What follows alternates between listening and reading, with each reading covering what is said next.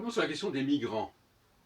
Je suis en train d'écouter une émission avec Isabelle Ménard, du Verger Ménard et son mari, Béziers.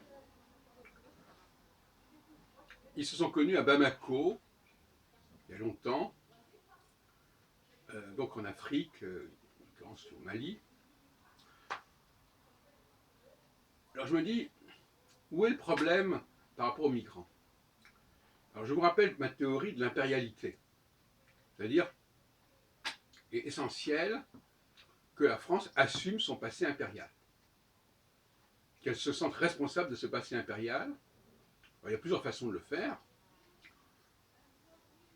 La moindre des choses, c'est que au niveau des études, on parle beaucoup de certaines carences de l'éducation nationale. Une de ces carences, c'est bien évidemment, enfin je ne connais pas bien les programmes, c'est bien évidemment de ne pas apprendre suffisamment la géographie coloniale. Comment s'est faite la conquête de l'Indochine, comment s'est faite la conquête de l'Algérie, comment s'est faite la conquête de l'Afrique occidentale française, etc. etc. C'est fondamental. Parce que ça nous permet de comprendre ce qui se passe aujourd'hui, à la fois en Afrique et à la fois en France. Puisque ça a des répercussions sur la France. Parce que l'immigration, s'il y a des Congolais en France, c'est parce que la France est allée au Congo. Hein, la France ou la Belgique d'ailleurs. Donc, voilà, on ne peut pas faire... Alors finalement, la question c'est là, est-ce que les gens savent suffisamment ce qu'a été le passé impérial? Parce que s'il y a un passé impérial, ça relativise aussi le passé national.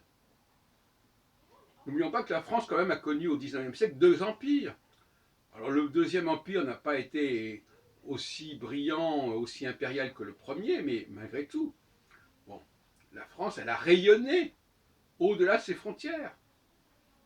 C'est aussi la France qui a été un des agents moteurs de l'Union européenne, du traité de Rome, avec les ennemis d'hier, d'ailleurs, l'Italie et l'Allemagne.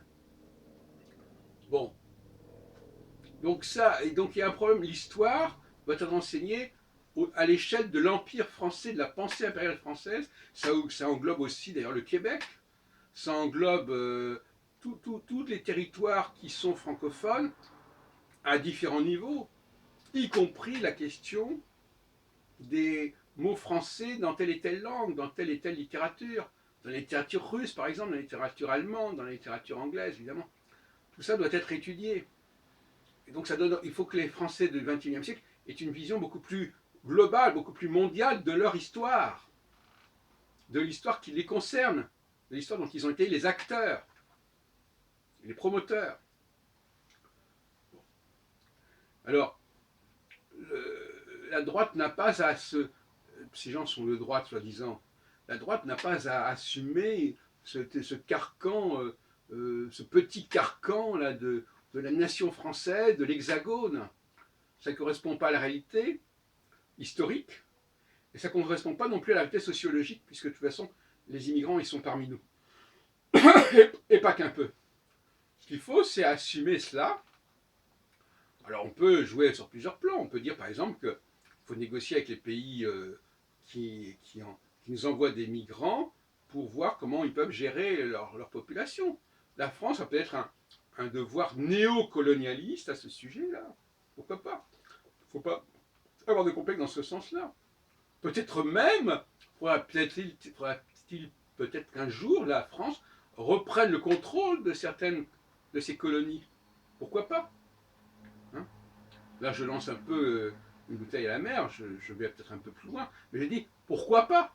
Pourquoi une France vraiment de droite n'aurait-elle pas une politique, non pas colonialiste, mais néocolonialiste? En disant, voilà, bon, vous voulez nous envoyer ces gens-là, vous ne pouvez pas les gérer, ben nous, on va vous aider à les gérer sur place, par exemple. Là encore, on retombe dans l'idée, ça c'est la droite. Que des gens de droite prennent des positions anti-impériales, des positions qui ne veulent pas prendre la mesure du passé impérial, c'est une contradiction insupportable. Alors que c'est une position de gauche, ça.